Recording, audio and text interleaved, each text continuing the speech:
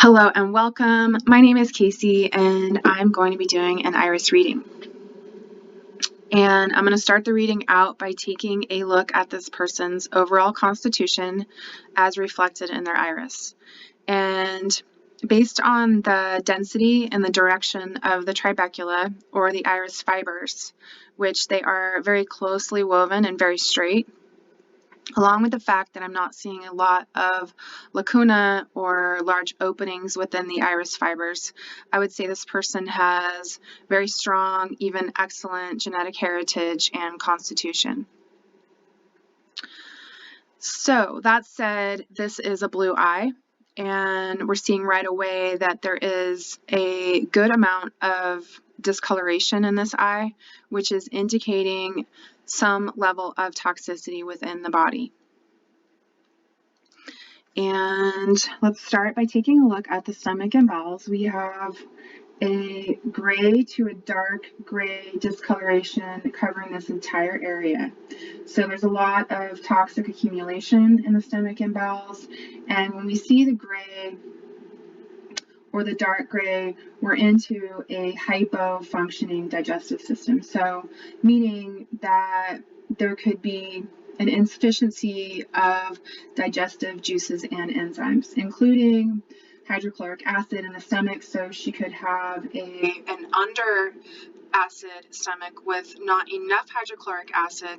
She could also have not enough pancreatic juices or bile being produced or distributed, which those are the alkalizing enzymes that are secreted into the duodenum as the food moves from the stomach to the small intestine. So certainly something going on in the stomach and bowels.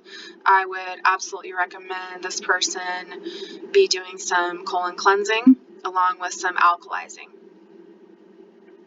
So let's take a look at these radii solaris, which are solar rays, and they are radiating rather than sunshine. They're radiating toxins from the stomach and bowel area. And a few down in the lower part of the body, mainly though they're concentrated up in the head and brain area. So this is pretty common when you see radii solaris in the eye. You're going to see a large concentration.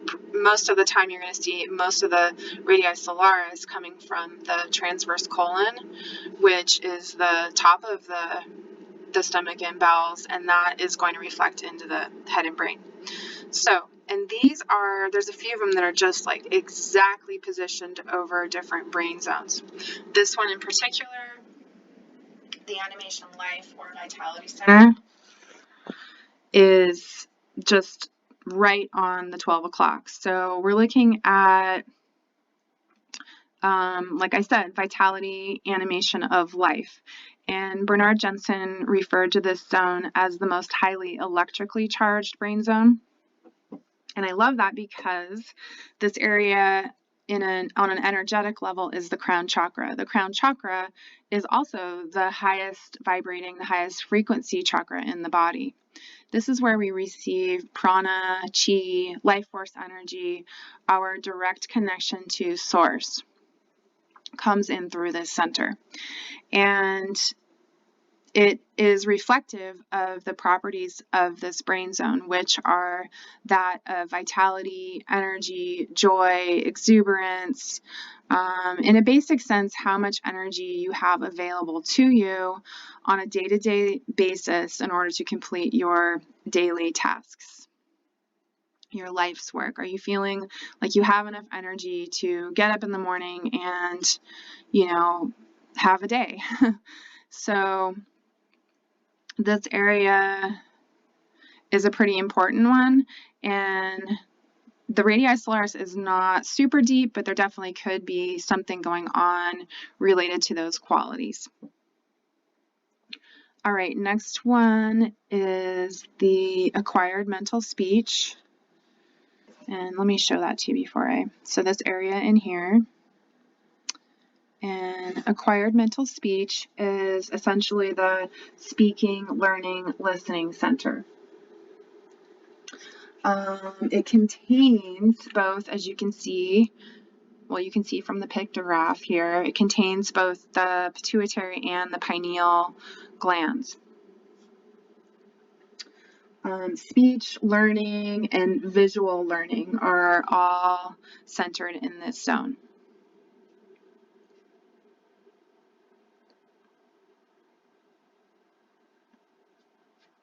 Make sure I get it exactly. Okay.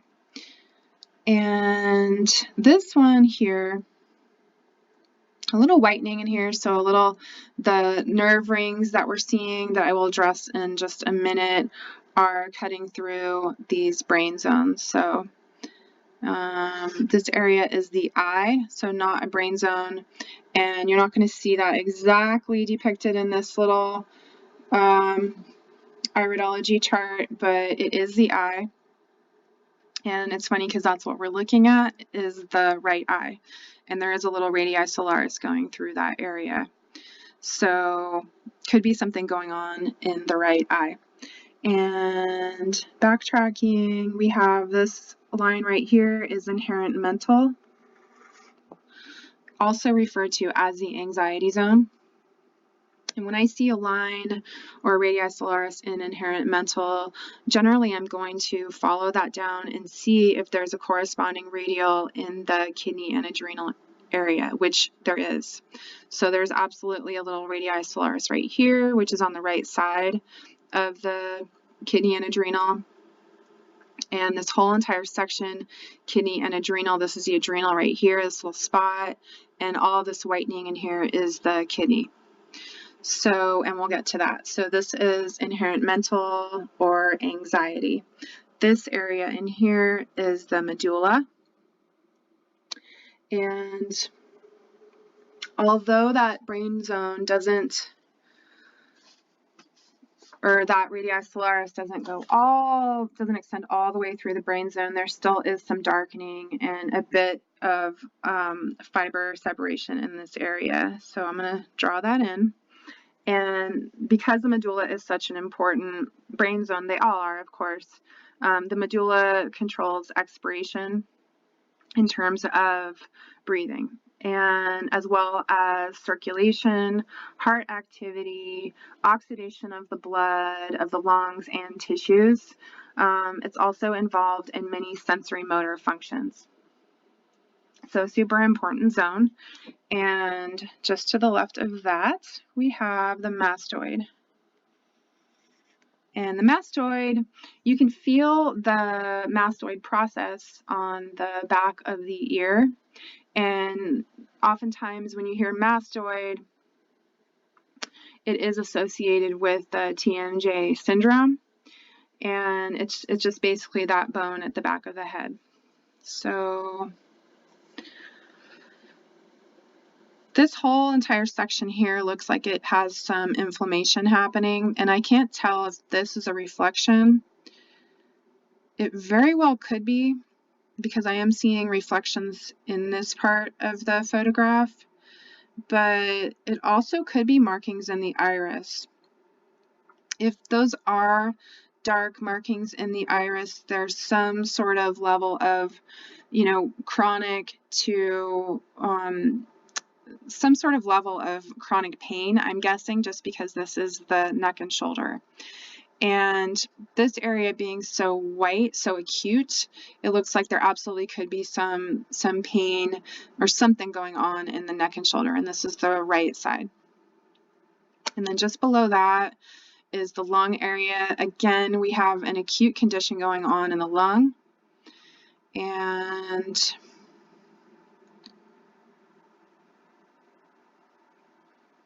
possibly something going on in the breast. There's a little darkening in there.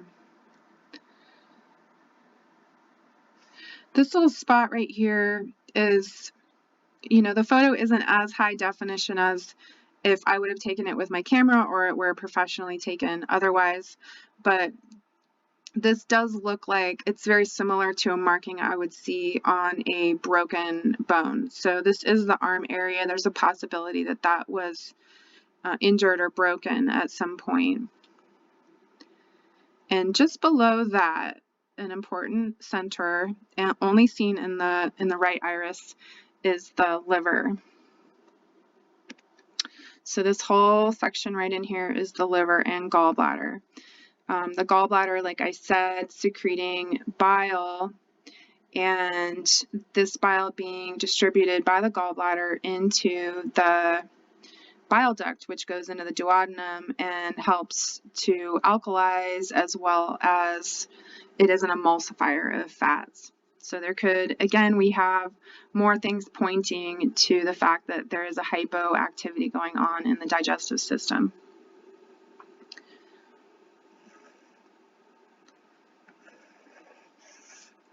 So that is all liver, gallbladder. And we do have, again, these nerve rings. So let me address these nerve rings. You can see going around, most pronounced, I would say, in the liver area, somewhat in the lung area. They're seen in the brain, but not as pronounced as, say, this whole throat, thyroid area definitely has the pretty white, the white and visible nerve ring. So what is a nerve ring? A nerve ring is also known as a stress ring. I prefer the term nerve ring just because they don't always imply that this person has a nervous sensitivity. They are contractions in the body related to some sort of toxin, whether it be internal or external. It's the body's contraction reaction to some sort of activity, whether it be a toxic accumulation within the body itself, or it be something that the body's reacted to externally. So it is a nervous contraction, but seeing them does not always imply that this person has a nervous personality.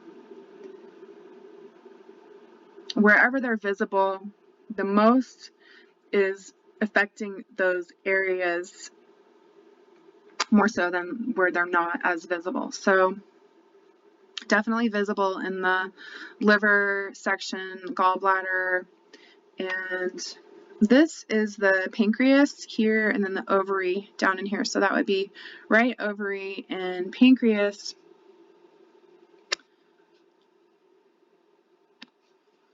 Right in here. And the ovary looks okay. I mean, it definitely does look a little congested, but I'm just going to go ahead and circle the pancreas because, again, I'm seeing all of these signs related to a low functioning digestive system. And what else do we have?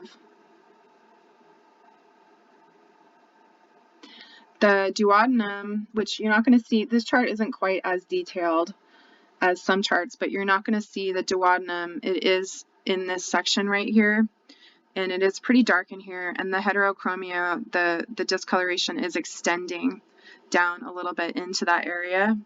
So the duodenum I just spoke to in terms of that is where your alkalizing enzymes are secreted into as the stomach is emptying its quite acidic contents into the small intestine. The small intestine is not an acid chamber like the stomach is. It's more on the alkaline side.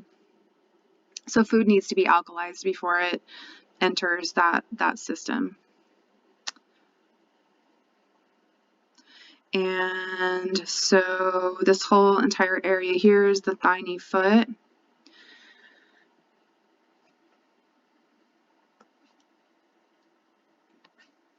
So thigh, knee, foot, but even more vitally important is this kidney and adrenal. So we have a whitening or an acute state in the kidney area. We have a sore spot right on the adrenal, and then one just down in the kidney area. So this could be a toxic accumulation. Sore spots are areas of tissue weakness due to a toxic settlement or an encumbrance from drugs or toxins. So they're areas where these Discolorations occur to inorganic substances settling in the tissues. And they also have something to do with the enzymatic processes of the body. So it could be a combination of all of these things gathering into one little spot.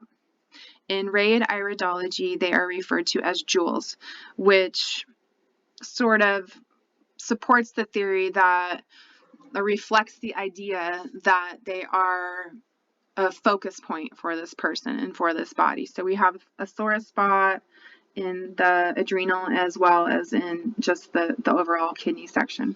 So something going on in the kidney and adrenals, as well as the pancreas, as well as the liver, gallbladder. So looking at digestion, looking at kidney filtration, and looking at some of the many functions that the adrenals perform.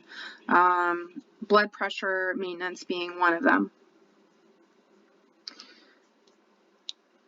All right, the adrenals also secrete cortisol, which is an anti-inflammatory hormone. So the fact that I'm seeing this white area up in here, and this could be chronic pain in the shoulder and neck, as well as I'm seeing a lot of white markings in the back. There could be some chronic pain in there as well.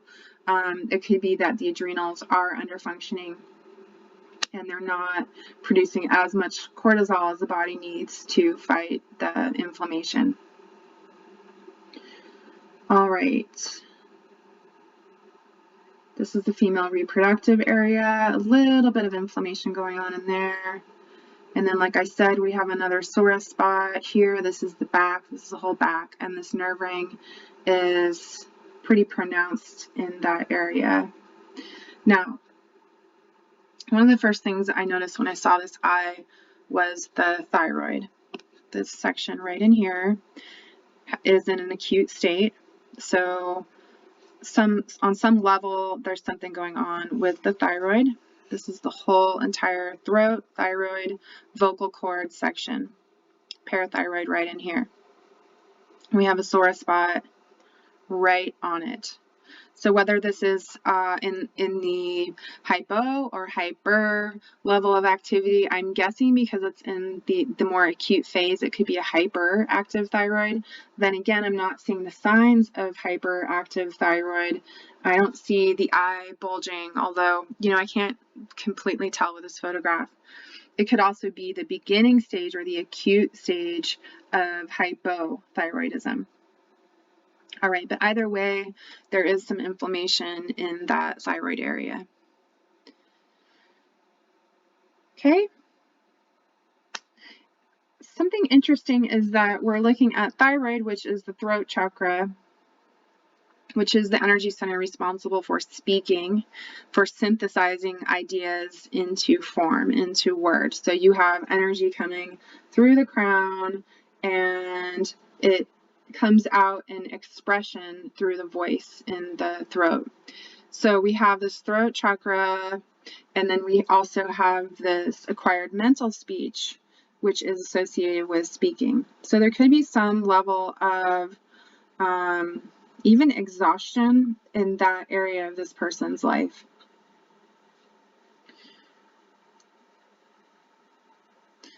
Last thing, if anyone's wondering why I haven't mentioned the skin ring, I'm mentioning it now.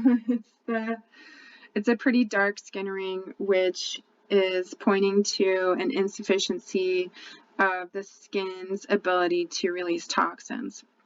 The skin being one of the body's major eliminatory organs.